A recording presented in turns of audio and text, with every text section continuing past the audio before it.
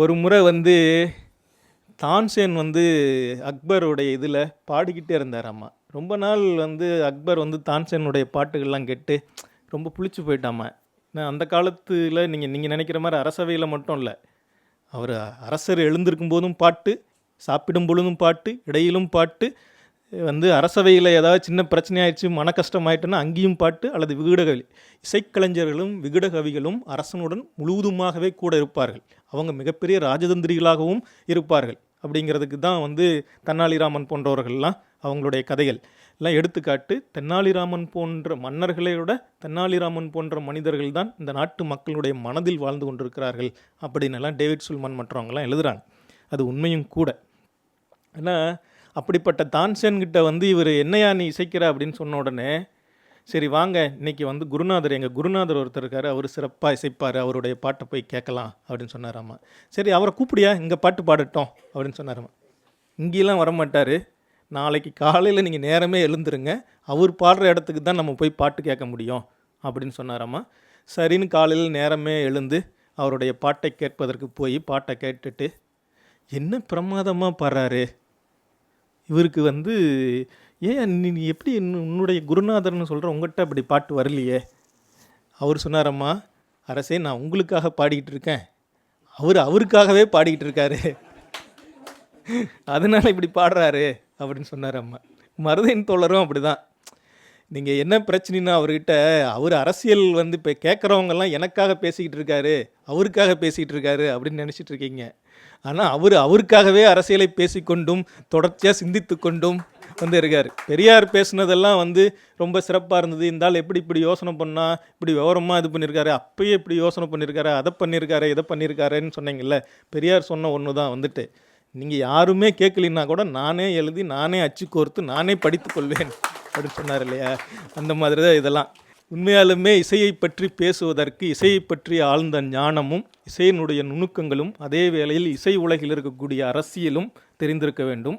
அது மட்டுமல்ல மருதையன் தோழர் அவர்களுக்கு இருக்கக்கூடிய தகுதி என்று நினைக்கிறேன். அதைவிட கூடுதலாக கடந்த ஒரு 30 ஆண்டுகளுக்கும் மேலாக வெகுமக்கள் இயக்க தளத்தில் இசை பற்றி இருக்கக்கூடிய ஒரு போக்கை மாற்றி அமைக்க வேண்டும் என்பதற்காகவே ஒரு இயக்கத்தோடு சேர்ந்து உடனின்று அவருடைய எல்லா தோழர்களையும் இழுத்து கொண்டு பயணித்தவர்.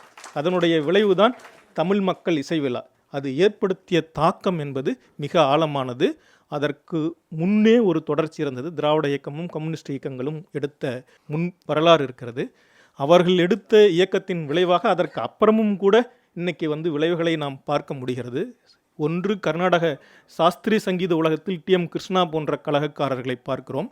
இன்னொரு பக்கம் ஒரு பாப்புலர் கல்ச்சரில் வெகுஜன கலாச்சாரத்திலே கூட ரஞ்சித் போன்றவர்கள் சென்னையினுடைய நகரத்தினுடைய மையத்தில் இன்று மக்கள் இசை விழாக்களை நடத்துகிறார்கள். அதற்கு வெகுமக்கள் மத்தியில் இருக்கக்கூடிய ஆதரவையும் நாம் பார்க்கிறோம்.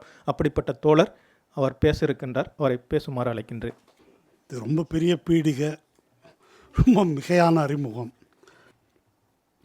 தோழர்கள் இதுக்கு முன்னால் டி.எம். கிருஷ்ணா பற்றியும் ஏன் இந்த பிரச்சனையை நாம் பேச வேண்டும் என்பது பற்றியும் தோழர் காமராஜ், சத்யா 2 பேரும் சொன்னாங்க. தோழர் பிரகதீஸ்வரன் மக்களுக்கும் கர்நாடக இசைக்கும் இடையிலான உறவு அதை பற்றி சிறப்பாக எடுத்து சொன்னார். அனைத்து இந்திய அளவில் ஊடகங்களில் விவாதம் நடக்கிறது என்பது மட்டும் அல்ல. இப்போ சமீபத்தில் பார்த்தேன், அமெரிக்காவில் நடத்தக்கூடிய சேனல்ஸில், அமெரிக்காவில் என்ஆர்ஐ பார்ப்பனர்கள் இருக்காங்கள்ல நிறையா, அங்கே கர்நாடக சங்கீதம், பரதநாட்டியம் இதெல்லாம் கற்றுக்கிறாங்க. ஒரு மிகப்பெரிய அபாயம் ஒன்று ஏற்பட்டு விட்டதை போல் அந்த சேனல்களில் விவாதம், கருத்து. இப்போது லேட்டஸ்ட்டாக டி.எம். கிருஷ்ணாவை பற்றி 2 நாளுக்கு முன்னால் வந்திருக்கிறது செய்தி என்னன்னு கேட்டாக்கா, அவருக்கு முஸ்லீம் தீவிரவாத அமைப்புகளோடு தொடர்பு இருக்கிறது அப்படின்னு இப்போது பேச ஆரம்பிச்சிருக்கிறாங்க. அமெரிக்காவில் வந்து ஹிந்துஸ் ஃபார் ஈக்குவாலிட்டி அப்படின்னு ஒரு அமைப்பு இருக்குது. அந்த அமைப்போட டி.எம். கிருஷ்ணாவுக்கு தொடர்பு இருக்குது. அந்த அமைப்புக்கு இஸ்லாமிய தீவிரவாத அமைப்புகளோட தொடர்பு இருக்குது. ஹிந்துஸ் ஃபார் ஈக்குவாலிட்டின்னு எப்படி சொல்லலான்றாங்க. சொல்லக்கூடாது இல்லை, ஹிந்துஸ் வந்து ஈக்குவாலிட்டிக்கு இருக்க முடியாது இல்லையா. ஹிந்துவிசம் என்றாலே இன்ஈக்குவாலிட்டி. அது அங்கே பேசி இங்கே சந்தியா ரவிசங்கர்னு ஒரு பத்திரிகையாளர், இங்கே தமிழ்நாட்டிலலாம் பணியாற்றினவங்க தான், நியூஸ் 18 மாதிரி சேனலில், அவங்க வந்து இப்போ அதை பரப்புகிறாங்க. கேரளாவிலேருந்து இவங்க முஸ்லீம் தீவிரவாத அமைப்போடு டி.எம். கிருஷ்ணாவுக்கு தொடர்பு இருக்கிறது அப்படின்னு பரப்புகிறாங்க. ஒரு ட்விட்டர் போன்ற தளங்களில் ஒரு புது வார்த்தை வந்திருக்குது டிஎம் கிருஷ்ணா பிரச்சனையை ஒட்டி. அர்பன், இதை கேட்டுக்குங்க, அர்பன் நக்சல் கிறிஸ்லாமோ கம்மி. அர்பன் நக்சல், கிறிஸ்டியன், இஸ்லாமோ, கம்யூனிஸ்ட், இது எல்லாம் சேர்ந்தது தான் இந்த கேங். இந்த கேங் டிஎம் கிருஷ்ணாவை ஆதரிக்கக்கூடிய கேங். திராவிடத்தை விட்டுட்டாங்க, இதில் சேர்த்துக்குவாங்க.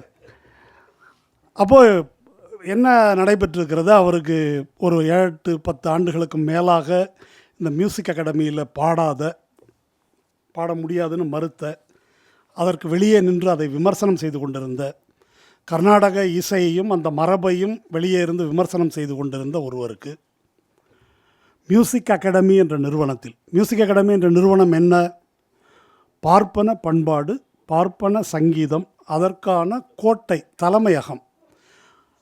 டிஎம் கிருஷ்ணா வெளியே போயிட்டார், ஒரு வழி தவறிய மகன், உருப்படாதவன், வெளியே போய் ஏதோ பேசிகிட்டு இருக்கிறான், ஒழிஞ்சு போ, அதை பற்றி அப்படி காதில் வாங்காத மாதிரியும் கண்டுக்காத மாதிரியும் இருந்தாங்க.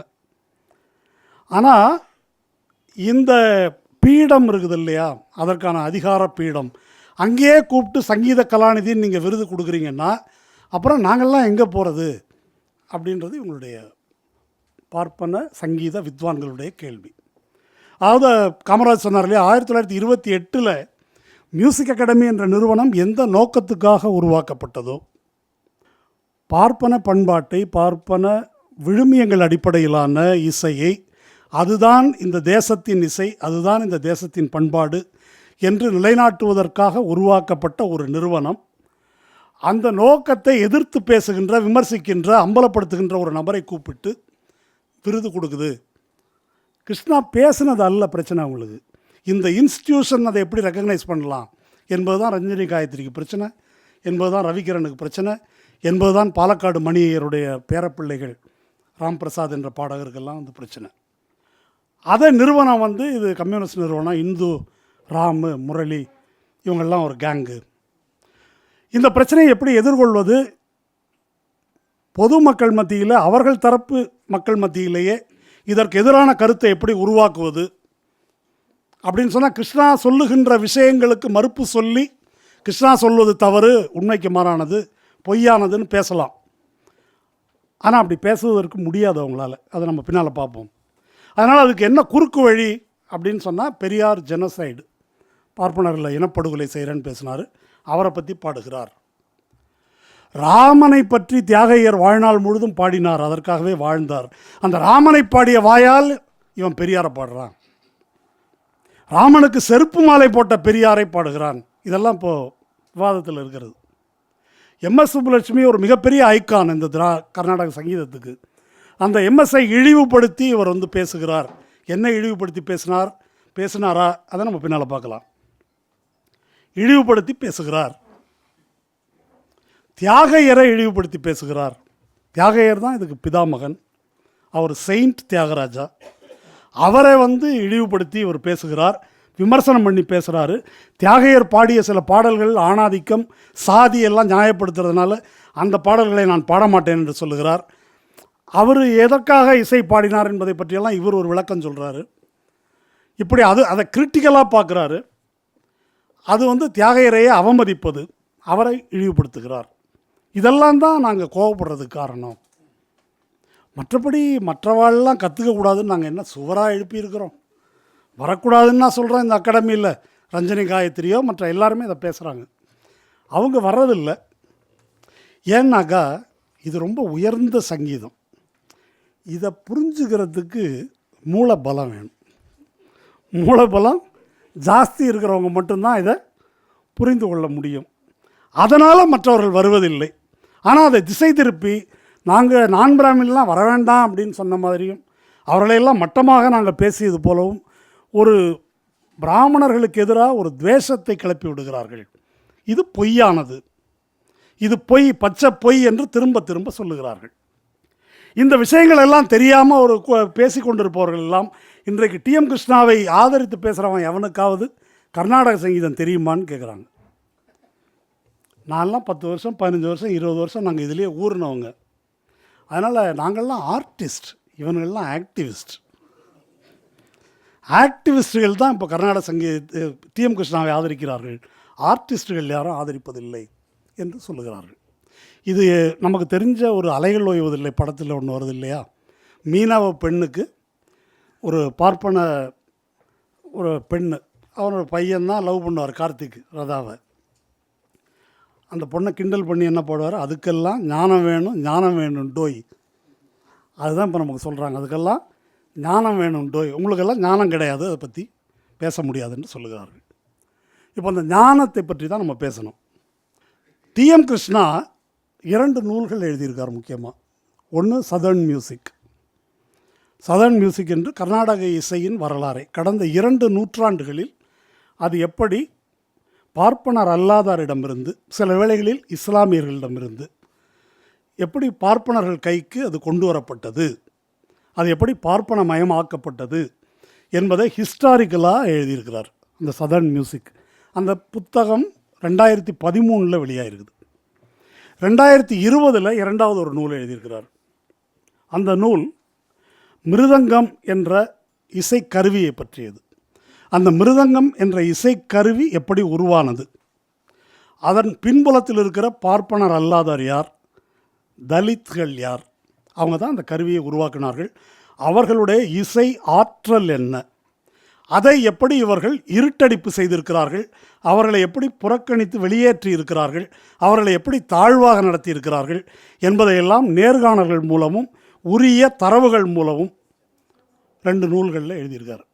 ஒரு நூல் 2013 வந்திருக்கு, 2வது நூல் 2020 வந்திருக்கு. இந்த 2வது நூல் வரும்போது அதுக்கு பேர் Sebastian and sons. Sebastian and சன்ஸ்ன்றது மிருதங்கத்தை உருவாக்கியவர்கள், தஞ்சாவூரை சேர்ந்தவங்க. அந்த நூல் வெளியீட்டு விழா கலாட்சேத்ராவில் நடத்துகிறதா இருந்துச்சு. கடைசி நேரத்தில் கலாட்சேத்ரா நூல் வெளியீட்டுக்கு இடம் தர முடியாதுன்னு மறுத்துட்டாங்க.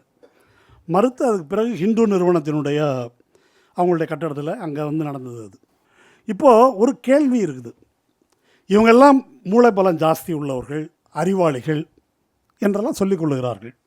2013 ஒரு புத்தகம் எழுதியிருக்கிறாரு, 2020 ஒரு நூல் எழுதியிருக்காரு. நீங்கள் இதுவரை அதற்கு மறுப்பு எழுதியது உண்டா யாராவது? அந்த நூலை மறுத்து இது கிடையாது மரபு, கிருஷ்ணா வந்து இதெல்லாம் பொய்யாக எழுதியிருக்கிறார், இதுக்கு ஆதாரம் இல்லை, இன்னென்ன தரவுகள் தவறு, ஒரு நூல் வரல, ஒரு கட்டுரை கூட வரல. ஆனால் என்ன வருதுன்னா அவதூறு மட்டும்தான் வருது. பெரியார் இன அழிப்பு செய்து விட்டார், அவரை பாடுறாங்க, அவதூறு செய்கிறாங்க, அல்லது இஸ்லாமிய தீவிரவாதிகளோடு தொடர்பு.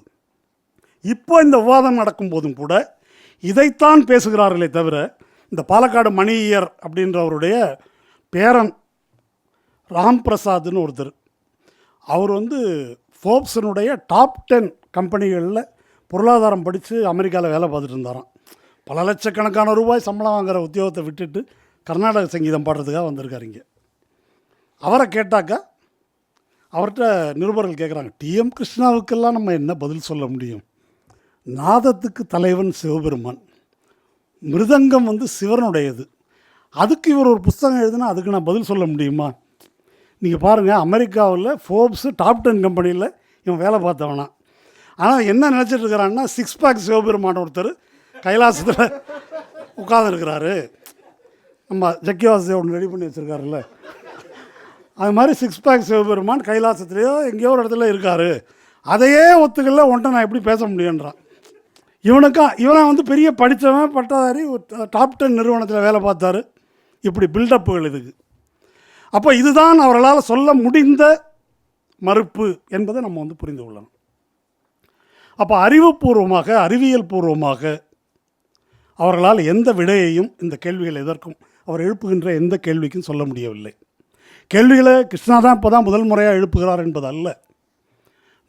பல தமிழிசை ஆய்வாளர்கள் தமிழிசையிலிருந்து களவாடப்பட்டது தான் இது கர்நாடக இசை என்பது பற்றி பல நூல்களை எழுதியிருக்கிறார்கள்.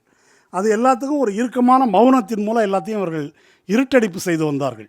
இப்போ அங்கே கோட்டைக்குள்ளேருந்தே இது வந்து எழும்பி இருக்கிறது, அதையும் மௌனத்தால் நிராகரித்தார்கள். ஆனால் இப்போ அவார்டு கொடுத்தோடனே இது வேறு வழி இல்லை, பிரச்சனை வெடிக்கிறது, பேச வேண்டிய ஒரு கட்டாயம் வருகிறது. அப்போ இந்த வரலாறு என்பது என்ன, அது ஒரு சுருக்கமான ஒரு பார்வையில் நம்ம இந்த விஷயத்தை புரிந்து கொள்ளலாம், பொதுவாக தெரிஞ்சுக்கணும். இப்போ தமிழ்நாட்டினுடைய வரலாறை எடுத்துக்கொண்டால், ஒரு பல்லவர் காலம், அவங்க வேறு மன்னர்கள் அந்த பீரியடில் வந்து பாலி மொழி, சமஸ்கிருதம், பௌத்தம், சமணம் இதெல்லாம் செல்வாக்கு செலுத்திய காலம் அது முடிந்தது. பிறகு சேர சோழ பாண்டியர்கள், சோழர் காலத்தில் இந்த தேவாரம் போன்ற தமிழிசைகள் ஊக்குவிக்கப்பட்டன ஒரு பக்கம். ஆனால் அதை விட அதிகமாக பார்ப்பனர்கள் வந்து பீகாரிலிருந்தும் காஷ்மீரத்திலிருந்தும் இறக்குமதி செய்யப்பட்டார்கள். வேத பாடசாலைகள் ஊக்குவிக்கப்பட்டன, தமிழ் கல்வி அல்ல. இதெல்லாம் அந்த காலத்தில் நடைபெற்றதை நாம் அறிவோம். இருந்தாலும் தமிழுக்கு ஒரு இடம் என்று இருந்தது என்பது அந்த காலகட்டம். 13ஆம் நூற்றாண்டிலிருந்து விஜயநகர பேரரசு வருது. அதற்கு பிறகு விஜயநகர பேரரசின் வீழ்ச்சி, அதில் விஜயநகர பேரரசினுடைய கவர்னர்களாக ஆளுநர்களாக இருந்த நாயக்கர்கள் அவங்க மன்னர்களாகிறார்கள். இவங்க எல்லாருமே தெலுங்கை தாய்மொழியாக கொண்டவர்கள். அதற்கு பின்னால் மராத்திய சிவாஜியினுடைய வம்சத்தார் மராத்திய படையெடுப்பு வருது. அப்புறம் தமிழகம் குறிப்பிட்ட சில பல பகுதிகள் வந்து மராத்திய மன்னர்களின் கீழே வந்து இருக்குது. அப்புறம் வெள்ளைக்காரன் வந்துடுறான், கொஞ்சம் ஆற்காடு நவாப் போன்றவர்கள் இருக்கிறாங்க. இப்போ இது எதுக்காக சொல்கிறான் அப்படின்னாக்கா, வெகு நீண்ட காலத்துக்கு ஏறத்தாழ 3-4 நூற்றாண்டுகளுக்கு மேலாக ஆட்சி செய்கின்ற மன்னர்கள் வந்து இது தமிழர் அல்லாதவர்களாக, தமிழ் மொழி பேசாதவர்களாக, தெலுங்கை தாய்மொழியாக கொண்டவர்களாக இருக்கிறாங்க. அப்போ அரசவையில் அதுக்கு தான் செல்வாக்கு இருக்குது. முன்னே சோழர்கள் வந்து அங்கேருந்து பார்ப்பனர்களை வரவழைச்சா இவங்க வந்து ஆந்திராவிலிருந்து கர்நாடகாவிலிருந்து அப்படியெல்லாம் பார்ப்பனர்கள் உள்ளே வராங்க. இப்போ இது வந்து அரசவை மொழியாக, அரசனிடம் செல்வாக்கு பெற்ற மொழியாக அப்படி இருக்குது. அப்போ இந்த தெலுங்கு கீர்த்தனைகள் அப்படின்றது வருவதற்கு இது ஒரு முக்கிய காரணமாக இருக்குது. இதுதான் நம்முடைய மரபா என்றால் இல்லை. தொல்காப்பியத்திலிருந்து சிலப்பதிகாரத்திலிருந்து தமிழிசைக்கான மரபு இருக்குது. அதற்கு பின்னாலே தேவார மும்மூர்த்திகள் அவங்களுடைய இசை, அதில் தமிழிசைக்கான நேரடியாக ஆதாரபூர்வமான குறிப்புகள் இருக்கின்றன. இதையெல்லாம் ஆய்வுபூர்வமாக இதையெல்லாம் நிறுவி இருக்கிறார்கள். 1917 ஆபிரகாம் பண்டிதர் என்ற ஆய்வாளர் தஞ்சாவூரில், அவர் வந்து நாடார் சமூகத்தை சேர்ந்தவர், கிறித்தவர். அவர் வந்து இந்தியா முழுதும் 5 இசை மாநாடுகளை நடத்தியிருக்கார் சொந்த செலவில் போய்.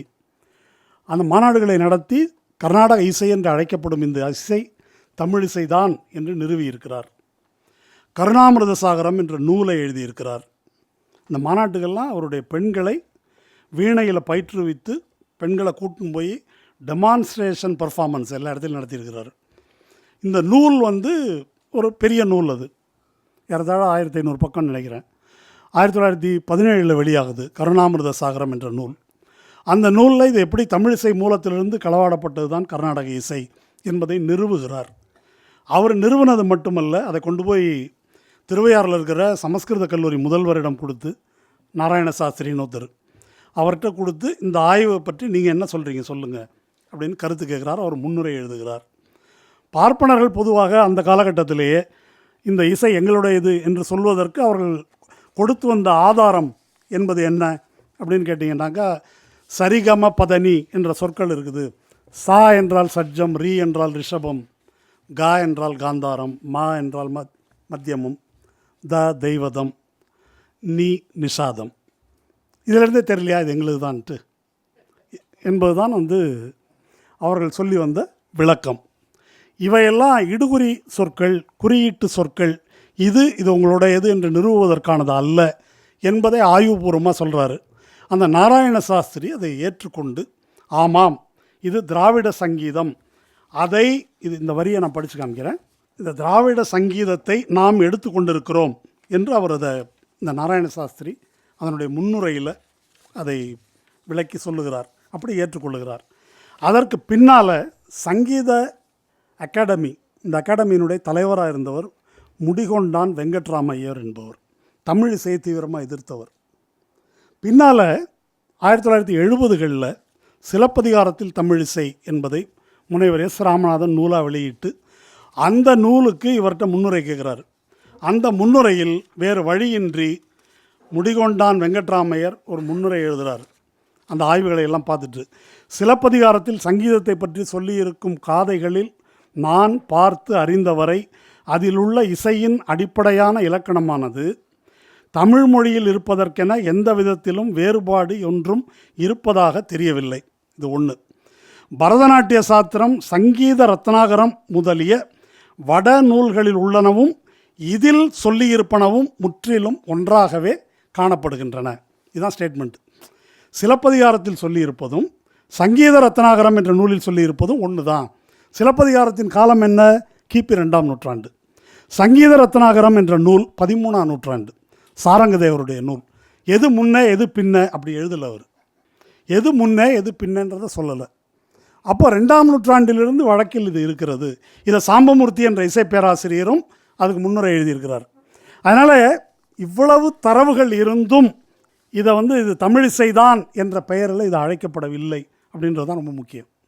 இன்னமும் கர்நாடக இசை கர்நாடக இசை கர்நாடக இசை என்பது தான் வழக்கில் இருக்கிறது என்பது முக்கியம். இதை தான் தோழர் சொன்னார் இல்லையா, தமிழ் மக்கள் இசை விழா. அது 1994 2007ஆம் ஆண்டு வரையில் தஞ்சையில் நடத்தணும் மக்கள் கலை இலக்கிய கழகத்தின் சார்பாக. அதனுடைய முழக்கம் களவாடிய இசையே கர்நாடக இசை அப்படின்றது தான் அதனுடைய முழக்கம். அது எப்படி என்பதை விளக்கி பல கருத்தரங்குகள் நடத்தணும்.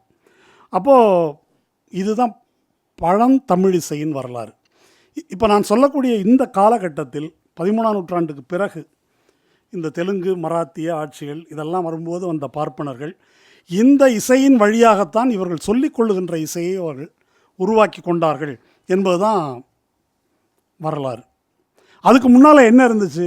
தமிழ் இசை இருந்தது, நாதஸ்வர இசை இருந்தது, அதோட சேர்ந்த தவில் இருந்தது. அதை சின்ன மேளம் பெரிய மேளம் என்று அழைத்தார்கள்.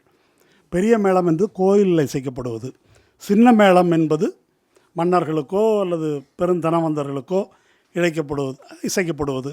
அதில் தேவதாசி குலத்தைச் சேர்ந்தவர்கள் ஈடுபட்டார்கள், ரெண்டிலுமே ஈடுபட்டார்கள். இது ஒரு வரலாறு.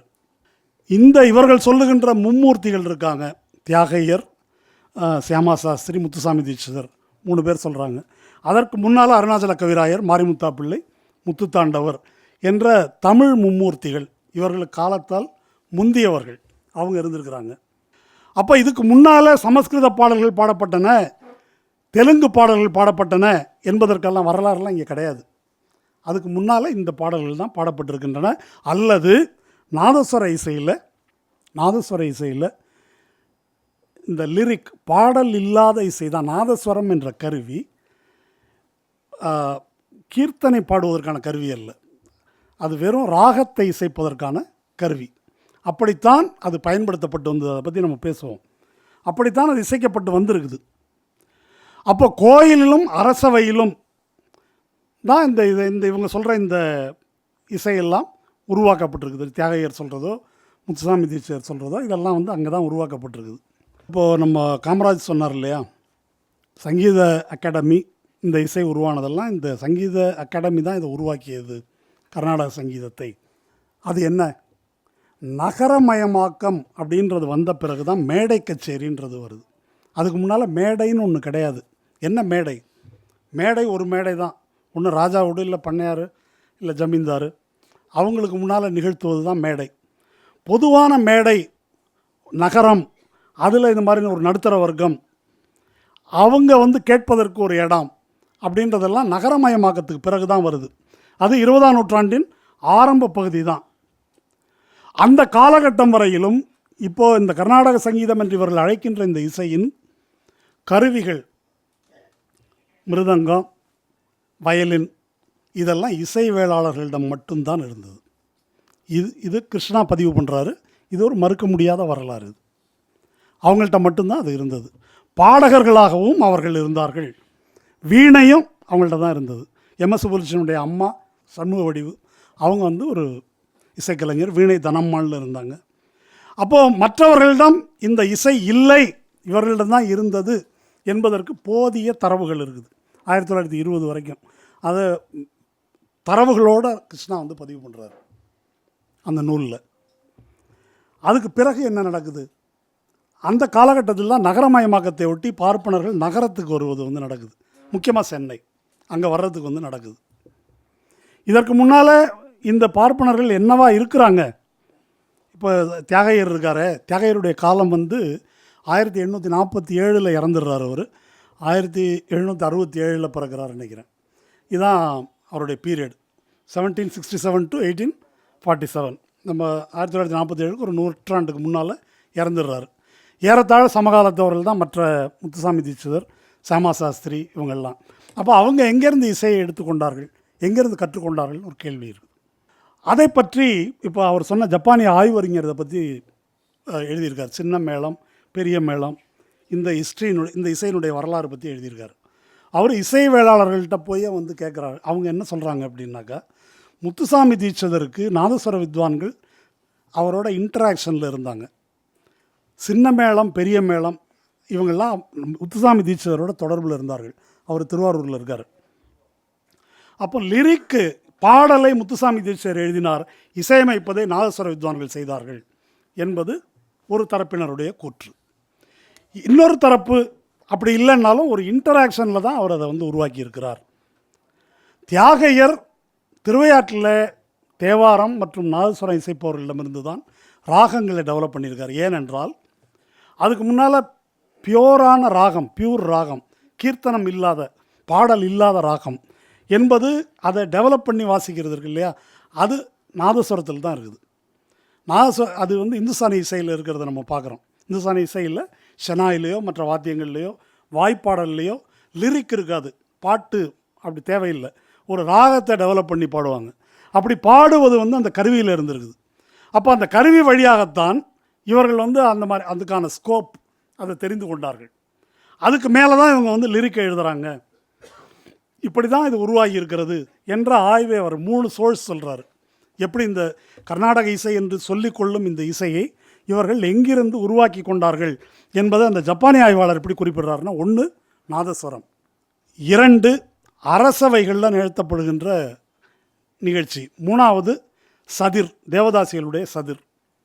இந்த 3லேருந்து தான் வந்து இவங்க இதை டெவலப் பண்ணியிருக்கிறாங்க.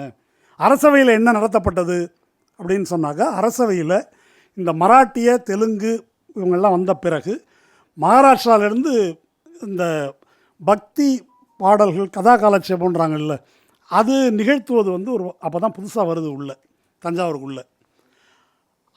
அதுவும் இதுக்குள்ளே வந்து இணையுது. அதில் தான் வந்து கடவுளை பாடுவது, இது பண்ணுறது, ராமாயணம் மகாபாரதம் இந்த கதையை சொல்கிறது, இது எல்லாத்தையும் சேர்த்து தான் வந்து இவங்க இதை உருவாக்குகிறார்கள். இது வந்து அப்போ இதெல்லாம் என்ன, 20ஆம் நூற்றாண்டினுடைய தொடக்கத்தில், அந்த தொடக்கம் வரையிலும் இதெல்லாம் இசைவேளாளர் சமூகத்திடமிருந்து தான் இருக்கிறது. கிருஷ்ணா எழுதுகிறாரு, 1907 தான் பார்ப்பன பெண்களுக்கோ ஆண்களுக்கோ இசை சொல்லிக் கொடுக்கக்கூடிய ஒரு பள்ளி, கர்நாடிக் மியூசிக் சொல்லிக் கொடுக்குறது 1907 அப்போ தான் வந்து முதல்ல எங்கள் சென்னையில் வந்து முதல்ல உருவாக்குறாங்க.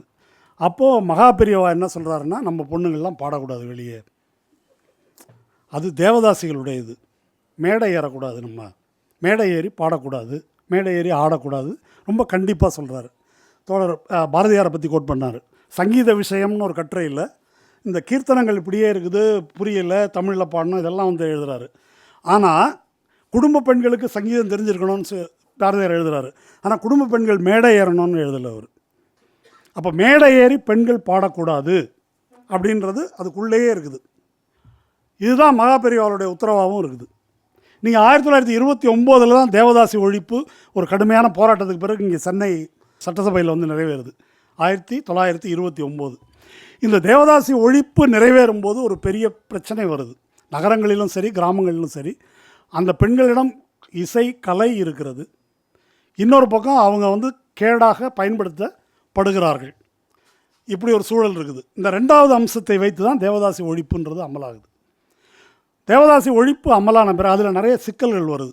அதை பற்றி பெரியார், முத்துலட்சுமி ரெட்டி இவங்களுக்கு இடையில் நடந்த இதெல்லாம் வந்து இருக்குது. அவங்களுக்கு இந்த தொழிலை செஞ்சால் தான் உனக்கு கோயில் மானியம்னு இருக்குது. அப்போ ஒழிச்சிட்டாக்க நாங்கள் பிழைக்கிறதுக்கு எங்கே போவோம், இதை எடுத்துட்டாக்க, இந்த மாதிரி கிரைசிஸ் எல்லாம் இருந்திருக்குது. ஆனால் இப்படி ஒழிக்கப்பட்ட பிறகு என்ன ஆகுதுன்னா, அவங்க இதில் இந்த இசை கலை இதிலேருந்து போயிடுறாங்க பெண்கள். ஆண்கள் இருக்கிறாங்க.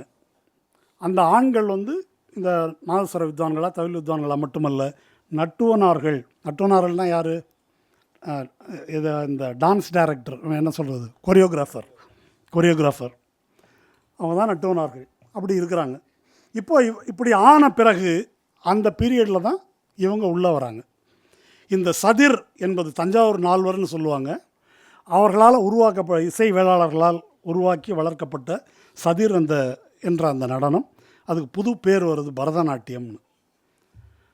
பெண்கள் வந்து இவங்க கற்றுக்கிறாங்க, பார்ப்பன பெண்கள் வந்து இதை கற்றுக்கொள்வது வருது. இசையிலும் அவர்கள் இது மாதிரி கொண்டு வர்றாங்க. இந்த காலகட்டத்தை பற்றி பார்க்கணும். நீங்கள் 1900 இந்த பீரியட் வந்து இந்திய வரலாறில் ரொம்ப முக்கியமான காலகட்டம். அப்போ தான் இந்த பார்ப்பனர் அல்லாதார் அறிக்கை வருது. அப்போ தான் ஜஸ்டிஸ் பார்ட்டி உருவாகுது. அப்போ தான் அங்கே ஆர்எஸ்எஸும் உருவாகுது. அந்த பீரியடில் தான். அப்போ தான் கோயில் நுழைவு போராட்டங்கள் நடக்குது. அப்போ தான் சேரன்மாதேவி குருகுலம் பிரச்சனை வந்து காங்கிரஸுக்குள்ள பெரியார் வந்து சேரன்மாதேவி குருகுலத்தில் காங்கிரஸ் பணத்தில் நடக்கிற ஒரு குருகுலத்தில் பார்ப்பனருக்கு ஒரு பந்தி, பார்ப்பனர் அல்லாதாருக்கு ஒரு பந்தி என்ற தீண்டாமை அமல்படுத்தப்படுவது வருது. அந்த தீண்டாமை அங்கே மட்டும் இல்லை, டிஎம் கிருஷ்ணா பதிவு பண்ணுறாரு. ஒரு பழனி சுப்பிரமணிய பிள்ளை என்று ஒரு மிகப்பெரிய மிருதங்க வித்வான். அவர் இந்த பாலக்காடு மணியரை விட சிறந்த வித்வான், கான்டெம்பரரி, அவருடைய சமகாலத்தவர். அந்த பழனி சுப்பிரமணிய பிள்ளையிடம் பார்ப்பனர்கள் சீடர்களாக இருக்கிறாங்க. அவர் இசைவேளாளர் சமூகம். செம்மங்குடி சீனிவாச ஐயருக்கு அவர் வாசிக்கிறதுக்கு போகிறாரு. இதெல்லாம் டைரெக்டாக பேட்டி எடுத்து அவர் பதிவு பண்ணியிருக்காரு. புதுக்கோட்டையில் கச்சேரி முடிந்த பிறகு சாப்பாடு வந்து செம்மங்குடி சீனிவாச ஐயருக்கும் பழனி சுப்பிரமணிய பிள்ளையின் பார்ப்பன சீடர்களுக்கும் முதல் பந்தி, குருவுக்கு தனியாக 2வது பந்தி, சூத்திரருக்கு. இது இப்படி தான் நடந்திருக்குது. அவர் எப்படி காலம் முழுதும் புழுங்கினார் என்பதை, தன்னுடைய சாதி இப்படி இருக்குன்ற காரணத்தினால் தான் இப்படி நடத்தப்பட்டோம் என்பது குறித்து பழனி சுப்பிரமணிய பிள்ளை எப்படி புழுங்கினார் என்பதை வந்து அவர் பதிவு பண்ணுறார். நாதஸ்வர வித்வான்கள் நின்று கொண்டு தான் வாசிக்க வேண்டும் என்ற மரபு தான் இருந்தது. இவர்களுடைய பிரபலமான தியாகராஜர் ஆராதனை விழான்னு ஒன்று நடத்துகிறாங்க இங்கே திருவையாறில். அங்கே நாதஸ்வர வித்வான்கள் உட்கார்ந்து பாட அனுமதி கிடையாது, நின்று தான் வாசிக்கணும். அல்லது கோயில் அந்த சாமி வெளியே போகுது இல்லையா, உலா போகுது இல்லை, அப்போ முன்னால் நடந்து வாசிக்கிட்டே போவாங்க. தோளில் துண்டு போட்டு மேலக்காரங்க வாசிக்கக்கூடாது, தோளில் துண்டு போடக்கூடாது. இப்படித்தான் அவர்கள் நடத்தப்பட்டார்கள்.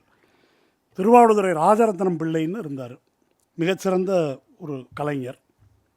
தோடி ராஜரத்னம் பிள்ளை, தோடி ராகத்துக்கு அவர் தான் அப்படிம்பாங்க. அந்த மாதிரி ஒரு கலைஞர். அவருடைய போராட்டத்துக்கு பிறகு தான் இந்த உட்கார்ந்து வாசிக்கின்ற உரிமையை பெற்றார்கள் இசைவேளாளர் சமூகம். இது வந்து ரொம்ப பழைய வரலாறு மட்டும் இல்லை, ரொம்ப ஒரு கேவலமான விஷயம். ஆனால் நம்ம அதை கடந்து போகக்கூடாது. முக்கியமாக கலைஞரை பற்றி எப்படி பேசுவாங்க மேடையில், நீங்கள் பார்த்துருக்கீங்க.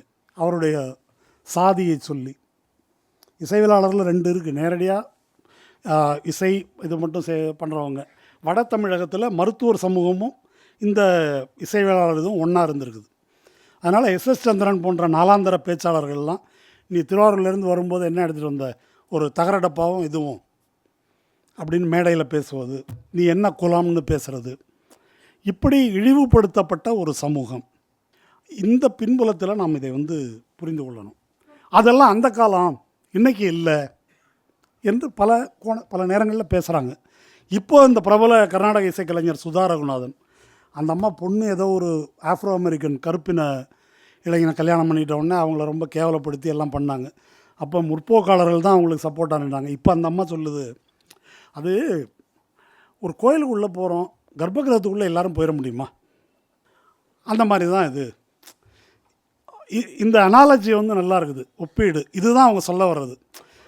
கருவறைக்குள்ளே எப்படி சூத்திரன் போக முடியாதோ அது மாதிரி இதுக்குள்ளே நீ வர முடியாதுன்னு அவங்க சொல்கிறாங்க.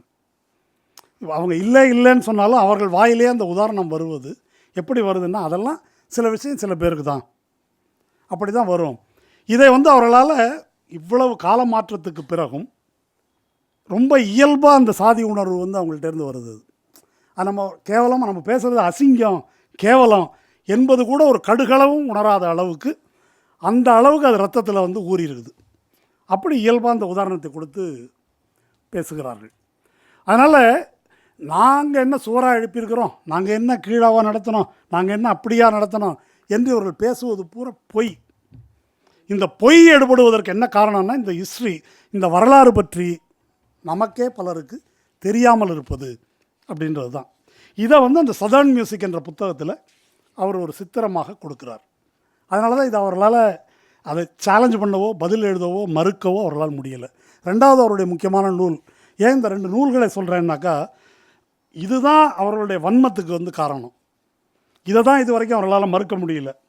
கர்நாடக சங்கீதம், அந்த அம்மா ரஞ்சனி காயத்ரி ஒரு பேட்டி கொடுக்குறாங்க, 5000 ஆண்டுகளுக்கு முந்தைய இதுன்றாங்க. 10,000 20,000 சொல்லலேன்னு வச்சுக்கிட்டேன் நான். இப்போ சொல்ல வேண்டியதானே, கேளு அண்ணன்ட்ட தானே கேட்குறேன்ற மாதிரி தான். சரி, எது சொல்ல வேண்டியதுதான். பாபர் மசூதிக்கு அப்படி தானே சொன்னாங்க கதை. இதுக்கு ஏதாவது ஆதாரம் இருக்குதா? 5000 ஆண்டுகளுக்கு முந்தையது. அப்போது இந்த ஹிஸ்ட்ரியை வந்து அவர்களால் மறுக்க முடியவில்லை. நாங்கள் அப்படியெல்லாம் பண்ணலை அப்படின்னு இதை ஓரமாக வச்சுட்டு பேசுகிறாங்க.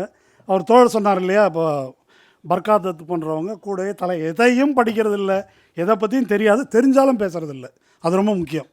தெரிந்தாலும் பேசுவதில்லை, அது ஒரு அயோக்கியத்தனம். அது இப்போ எல்லாம் ஆங்கிலத்தில் தானே இருக்குது, அவங்களுக்கு படிக்க முடியாதா?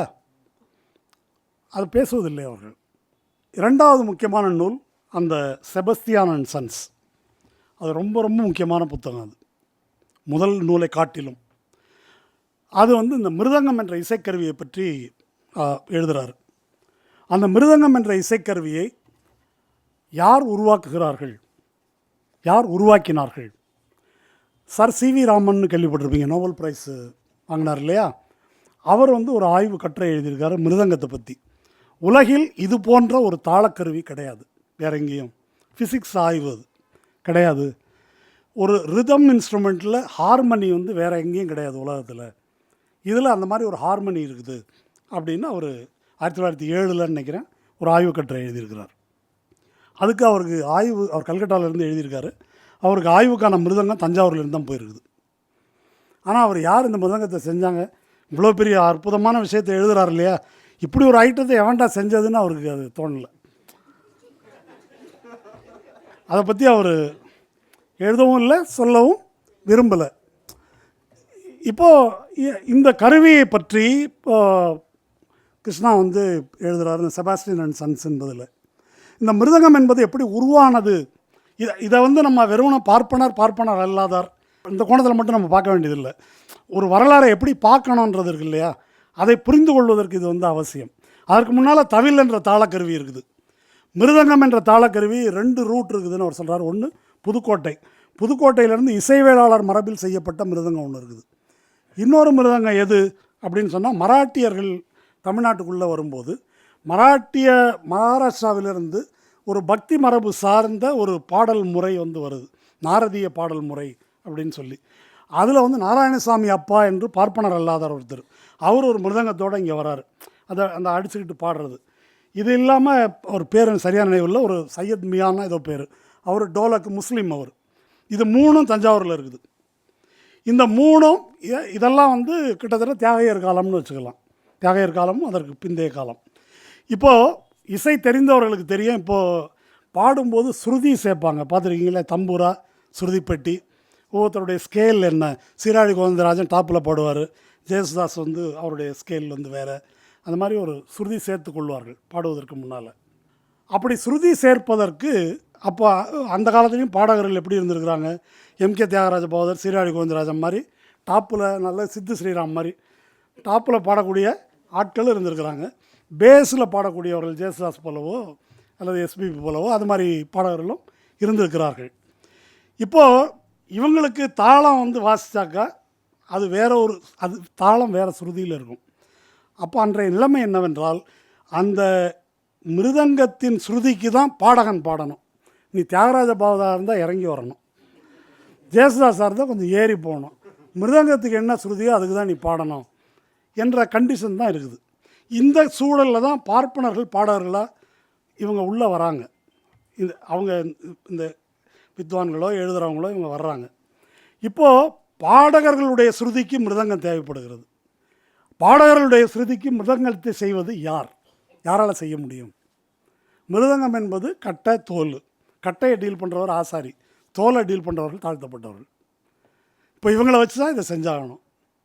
அப்போ தஞ்சாவூரில் இருக்கிறது யார்? தஞ்சாவூரில் 16ஆம் நூற்றாண்டிலேயே கிறிஸ்டியானிட்டி வந்துடுது தஞ்சாவூருக்கு. அதில் தலித்துகள், ஒடுக்கப்பட்ட சமூகத்தினர் தானாக வந்து அவங்க கிறிஸ்தவத்துக்கு மாறி போகிறாங்க. அப்போது அவர்களிடம் தான் இது வருது, அவங்க தான் இதில் ஈடுபடு. அதான் செபாஸ்டியன் அண்ட் சன்ஸ். அந்த மரபு வரிசையாக அப்பன் மகன் அப்படி வந்து அவங்க அந்த தொழிலில் ஈடுபடுறாங்க. அந்த ஹிஸ்ட்ரியை, அந்த லைனேஜை அந்த நூலில் வந்து அவர் வர்ணிக்கிறார். தஞ்சாவூரில் வடக்கு வாசல் அப்படின்னு ஒரு பகுதி இருக்குது. அது இன்றைக்கும் அது துப்புரவு தொழிலாளர் பகுதி. அங்கே தான் அதை சேர்ந்தவங்க இப்போவும் குடியிருக்கிறாங்க. அந்த படம்லாம் பிடிச்சி போட்டிருக்கிறார் அவர். இப்போ இந்த கருவியை அப்படி இம்ப்ரூவ் பண்ணி உருவாக்குவது இவர்கள்.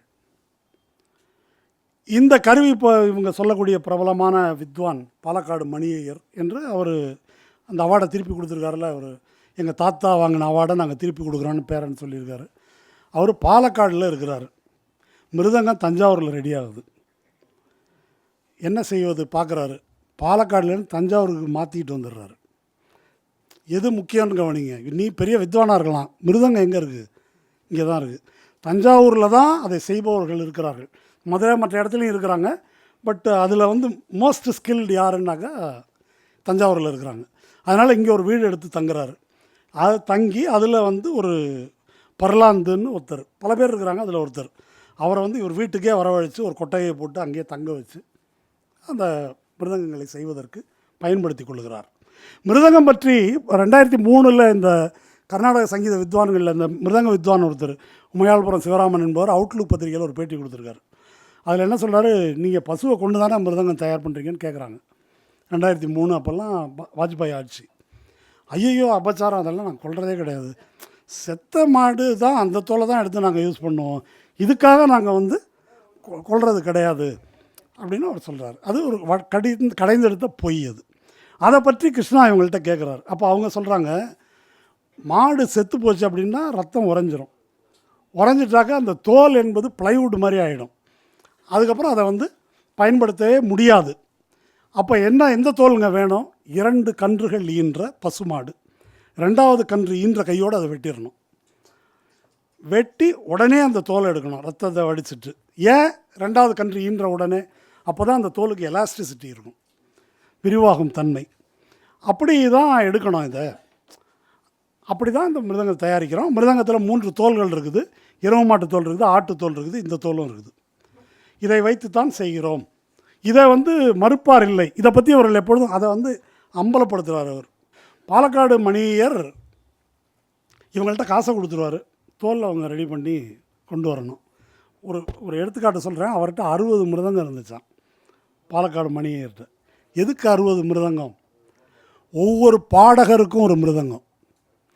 அந்த பாடகருடைய குரல் டிம்பர்னு சொல்லுவாங்க.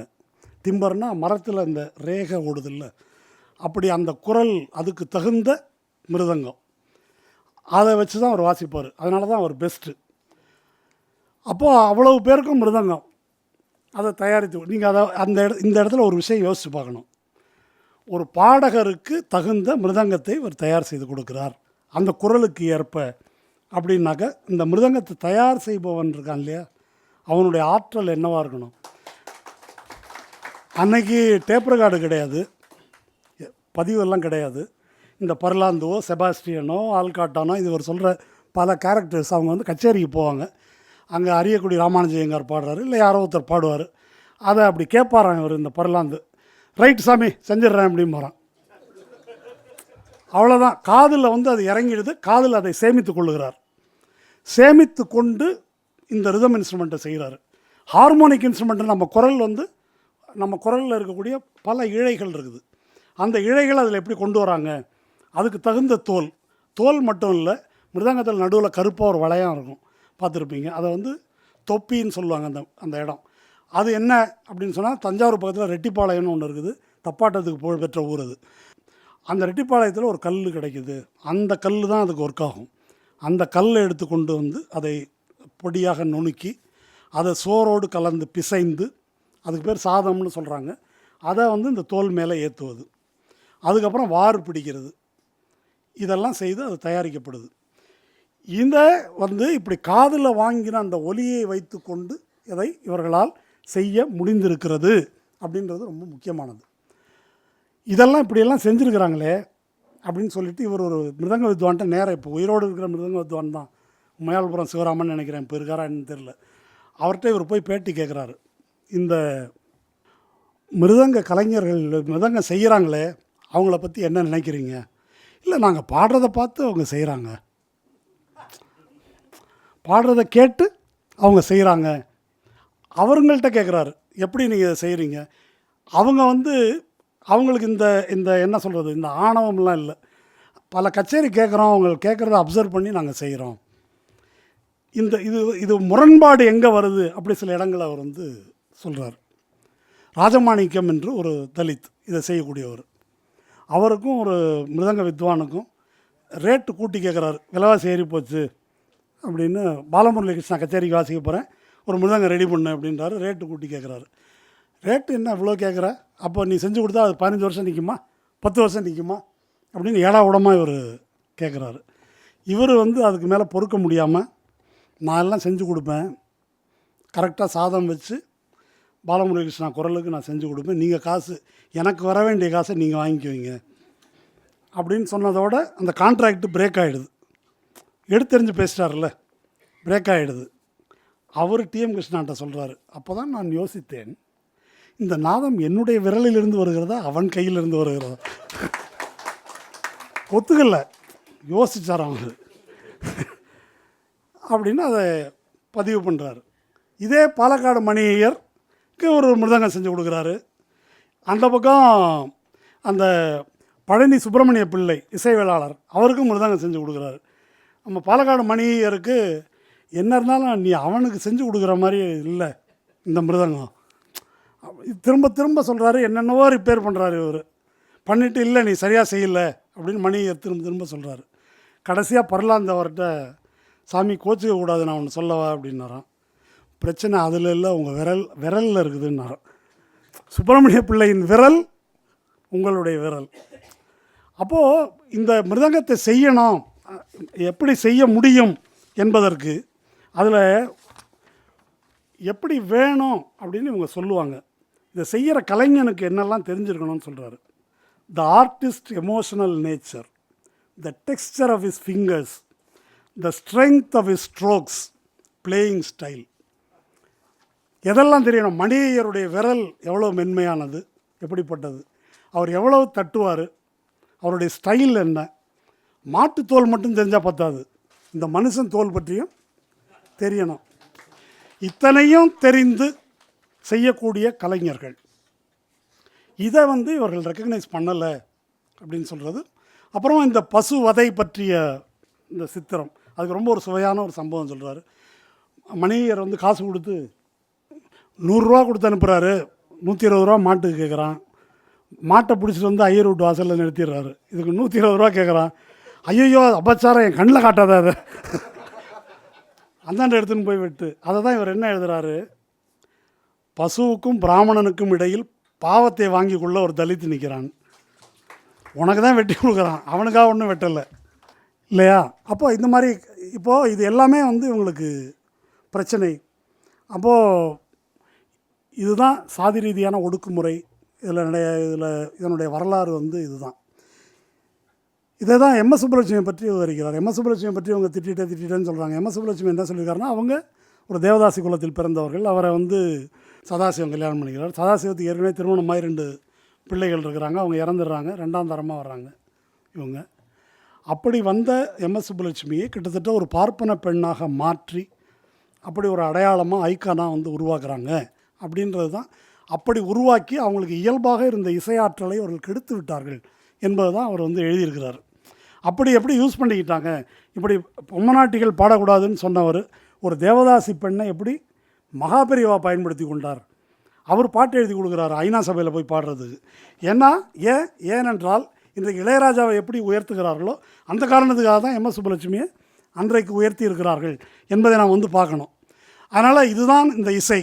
இதை வந்து ரொம்ப உயர்ந்த இசை ரசனை என்றெல்லாம் வந்து ரொம்ப உருட்டுறாங்க. அப்படி இது ஆன்மீக இசை, இதுதான் பெரிய பிரச்சனை. இது பெரிய தலைப்பு. இது இந்த ஆன்மீக இசை அப்படின்றது, தியாகையர் வந்து இந்த ஆன்மீக இசை எழுதுகின்ற காலம் வந்து சர்வோஜி மன்னனுடைய காலம். சர்வோஜி மன்னன் ஒரு பென்ஷன் ராஜா வெள்ளைக்காரனுக்கு. அந்த காலத்தில் தான் நம்முடைய கட்டபொம்மன், சின்னமருது இவங்கெல்லாம் வந்து போராட்டம் நடத்துகிறாங்க. ஒரு பெரிய படை திரட்டி கொண்டு வந்து சர்வோஜிக்கு இந்த நாட்டை மீட்டு உங்களை கொண்டு வந்து வெள்ளைக்காரன்ட்டேருந்து பிடிங்கி உங்களுக்கு கொடுக்குறேன் அப்படின்னு சர்வோஜிக்கு லெட்டர் அனுப்புகிறாங்க, தூதர் அனுப்புகிறாங்க. அந்த தூதரை பிடிச்சி உள்ளே வச்சிடுறாங்க. இது சர்வோஜி மன்னன், ஒரு அடிமைத்தனம் மிக்க மன்னன். அந்த காலத்தில் இப்படி ஒரு அடிமைத்தனம் கோலோச்சும் காலத்தில் இது எதுவும் தியாகையருக்கு இல்லை. அவர் வந்து ராமா அது ஒரு சமூகம் சீரழிந்து அழுகி கொண்டிருந்த ஒரு காலம். அந்த காலத்தில் தியாகையருக்கு, பார்ப்பனர்களுக்கு இந்த சமூக விஷயங்களை பற்றி பாடத் தோன்றவில்லை. ஆனால் யாருக்கு தோன்றியது என்றால், இந்த 2007 தமிழ் மக்கள் இசை விழா நடத்தும் போது இந்த ஒரு விடுதலை போரின் வீரமரபுன்னு ஒரு நிகழ்ச்சி நடத்தணும். அதில் மருது சகோதரர்களை பற்றி கேட்குறதுக்கு காளையார் கோவில் பக்கம் போய் பார்த்தபோது அப்போ மக்கள் எழுதியிருக்காங்க பாட்டு. காளையார் கோவில் காட்டுக்குள்ளே காகம் பறக்காத சூரஞ்செடி, சூரஞ்செடிக்குள்ளே சண்டை நடக்குது, திரண்டு வாருங்க அண்ணம்மாரே. இது மருது சண்டை நடத்தின போது எழுதின பாட்டு, இன்னமும் இருக்குது. ஆனால் இதை பற்றி பாட வேண்டும் என்ற ஈடுபாடோ அக்கறையோ இந்த பிரிவினருக்கு இல்லை. எங்களது ஆன்மீகம் வந்து உயர்ந்தது, நீங்கள்லாம் லௌகீகம். இப்போ இவர் பாடியிருக்காரு, கிருஷ்ணா வந்து சொல்லிட்டாரு, இந்த ராமன் கோயில் திறந்தாங்க அப்போ வந்து தியாகையர் பாட்டு ஒன்று பாடினார். அவர் நடந்து நடந்து நீ அயோத்திக்கு சென்றாலும் ராமன் அங்கே இல்லை, உன் உள்ளத்தில் இருக்கிறான்னு பாடியிருக்காரு. இதை நக்கலுக்காக இவர் டிஎம் கிருஷ்ணா இப்போ வந்து அர்த்தம் சொல்லி அதை வந்து கிண்டல் செய்கிறார். நீங்கள் வந்து ஒரு அநியாயமாக இடிக்கப்பட்ட ஒரு அரசியல் நடவடிக்கை, அந்த கோயில் வந்து ஆன்மீக நடவடிக்கையோ மத நடவடிக்கையோ அல்ல, அதை வந்து கொண்டாடுறீங்க. நீங்கள் இத்தனை பேரும் அதை ஆதரிக்கிறார்கள். அவர் அதற்கு எதிராக அதை அம்பலப்படுத்தி பேசுகிறார் என்பதை அவர்கள் வந்து ஆன்மீகத்துக்கு எதிரானதாக சித்தரிக்கிறார்கள். ஏன் பெரியாரை பாடுறேன்னு கேட்குறாங்க. நாங்கள் இப்போ இந்த அம்மா 2 பேர் அவங்க வந்து ஒரு கச்சேரிக்கு ஒரு பட்டு போடுவாங்க. எனக்கு தெரிஞ்சு ஜெயலலிதாவோட அதிகமான பட்டு போடுவாங்க அவங்க 2 பேர்த்தையும். லிப்ஸ்டிக்கு, நகை, பட்டு புடவை கேட்டால் ஆன்மீகம். என்ன ஆன்மீகம் இது? இந்த மியூசிக் அகாடமியில் அவங்களே கிண்டல் பண்ணி எழுதுவாங்க. இங்கே மியூசிக் அகாடமியில் கச்சேரி கேட்க வராங்களா, இன்றைக்கி என்ன டிஃபன் போண்டாவா, இதுக்கு தான் அங்கே போகிறது அவங்க. என்ன அதனால் அது அல்ல அவர்களுடைய பிரச்சனை. இப்போ ஏன் பெரியாரை பாடுறேன்னு கேட்பவர்கள், இப்போ இளையராஜா 80வது பிறந்த நாளுக்கு இந்த அம்மா 2 பேரும் பாட்டு பாடியிருக்காங்க. இது சுவையானது, இதை மட்டும் சொல்லி முடிச்சுக்கலாம். நம்ம பாட்டு பாடியிருக்காங்க. அதை இளையராஜா உட்காந்து கேட்டு ஒரு 2 மணி நேரம் நான் உலகத்தையே மறந்து விட்டேன், இப்படி ஒரு விஷயம் நான் கேட்டதே இல்லை அப்படின்னு இவர் தான் எப்போவுமே உலகத்தை மறந்து தானே இருக்கார். 2 மணி நேரமா என்ன அப்படின்னு இருக்காரு. ஏன் இப்போது இளையராஜா வந்து முதல்ல இசையமைக்கிறதுக்கு வந்தபோது இந்த ராக லட்சணங்கள் இப்போ வந்து டிஎம் கிருஷ்ணா மீறி விட்டார், கர்நாடக இசையில் இந்த இலக்கணங்களை மீறி விட்டார், அதை மீறிட்டார், இதை மீறிட்டாருன்றாங்க. இந்த ராகத்துக்கு ஒவ்வொன்றுக்கும் ஒரு ராகத்தின் உணர்ச்சி என்னன்னு அவங்க ஒரு இலக்கணம் வச்சுருக்குறாங்க. நம்ம ரமேஷ் வந்திருக்கார் இசையமைப்பாளர் எங்களுடைய, அவற்றை சில இதெல்லாம் கேட்டேன். மாயாமாளவ கவுளைன்னு ஒரு ராகம், அதுக்கு வந்து அதற்கான உணர்ச்சி கருணை. அதில் என்ன பாட்டு தெரியுமா போட்டிருக்காரு நம்ம இளையராஜா? நேற்று ராத்திரி அம்மா.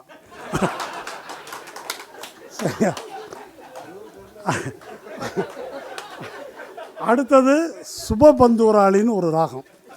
சுபபந்துவராளி ராகத்துக்குரிய உணர்ச்சி துயரம், சோகம். அதில் என்ன பாட்டு தெரியுமா? 1000 தாமரை மொட்டுகளே ஆனந்த கும்மிகள் கொட்டுங்க.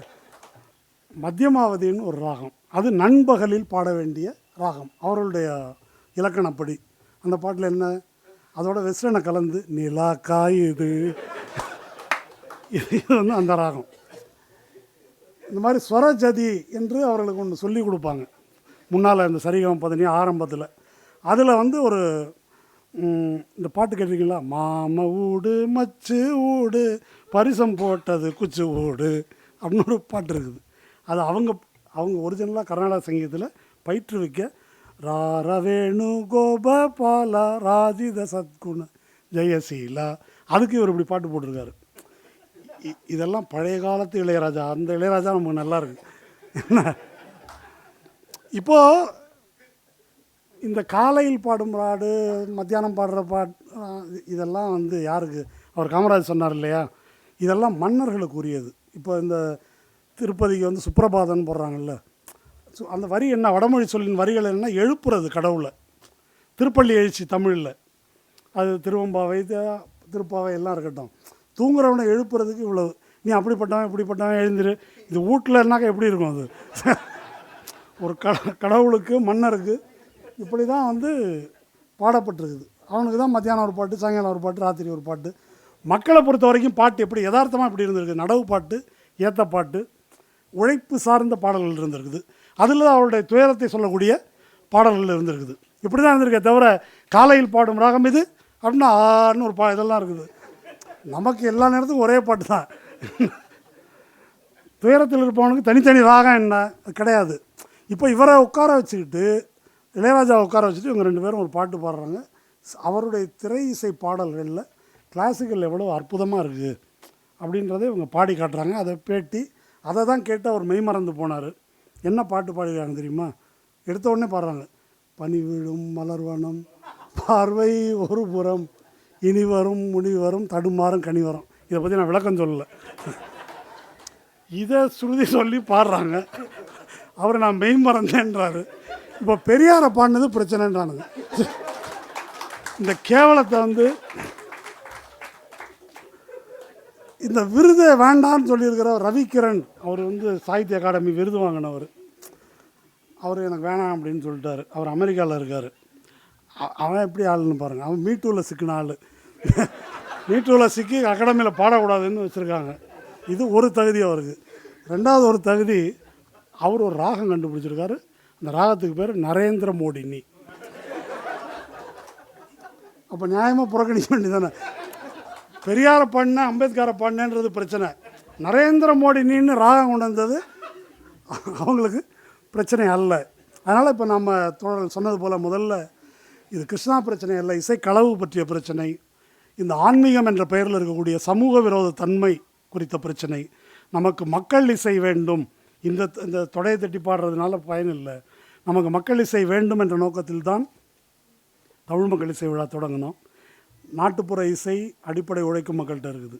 தமிழ் செவ்விசை என்பது அதை விட உயர்ந்த ஓய்வு வாய்க்க பெற்ற வர்க்கத்திடம் வர்றது தான் செவ்விசை என்பது. உழைப்பில் இருக்கக்கூடியவங்கள்ட்ட நாட்டுப்புற இசை வருது. அதுக்கு மேலே மேற்கத்திய இசை. இதெல்லாம் இசையினுடைய வடிவங்கள், இசையினுடைய வடிவங்கள் தான். நமக்கு வேண்டியது அதனுடைய உணர்ச்சி என்ன அப்படின்றது. இவங்க பாடுறது அப்படின்றது என்னன்னு கேட்டால், நம்ம இந்த ஜிம்னாஸ்டிக்ஸ் பார்க்குறோம் இல்லையா, அதில் வந்து உடலின் சாத்தியங்கள் என்ன வியக்கக்கூடிய அளவுக்கு காட்டுறாங்க. இவங்க வந்து குரலின் சாத்தியங்களை காட்டுறாங்க பயங்கரமாக. அந்த குரலின் சாத்தியங்களை காட்டுவதுக்கு பேர் கலை கிடையாது.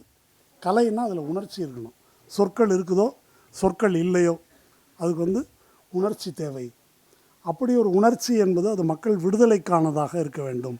அதற்கு பீத்தோவனில் தொடங்கி இப்போ சமீபத்திய நம்முடைய பாடல்கள், பல மேற்கத்திய இசை பாடல்கள் வரையில் நிறைய அதற்கு எடுத்துக்காட்டுகள் நிறைய இருக்குது. அந்த மாதிரி பாடல், அந்த மாதிரி இசை என்பதை நாம் வந்து உருவாக்கணும். இறுதியாக ஜெர்மனியில் ஹிட்லருடைய ஃபாசிசத்தின் கீழ் வாழ்ந்த பெட்ரோல் பிரெக்ட் என்ற ஒரு நாடகாசிரியர், கவிஞர், அவரிடம் ஒன்று கேட்டாங்க, இந்த இருண்ட காலத்தில் பாடல்களும் இசையும் உண்டா, அதற்கு இடம் உண்டா அப்படின்னு கேட்டாங்க. இடம் உண்டு, அது இருண்ட காலத்தை பற்றியதாக இருக்க வேண்டும் அப்படின்னு அவர் சொன்னார். நமக்கு தேவைப்படுவது அதுதான். நாம் ஒரு இருண்ட காலத்தை வாழ்ந்து கொண்டிருக்கிறோம், மிக இருண்ட காலத்தை எதிர்நோக்கி இருக்கிறோம். விடுதலைக்கான இசையை, இந்த இருண்ட காலத்திலிருந்து விடுபடுவதற்கான இசையை நாம் உருவாக்க வேண்டும். நன்றி. உன் கடவுளை விட, உன் சாஸ்திரத்தை விட, உன் முன்னோரை விட, உன் வெங்காயம் விளக்கமாத்தை விட உன் அறிவு பெருசு, அதை சிந்தி.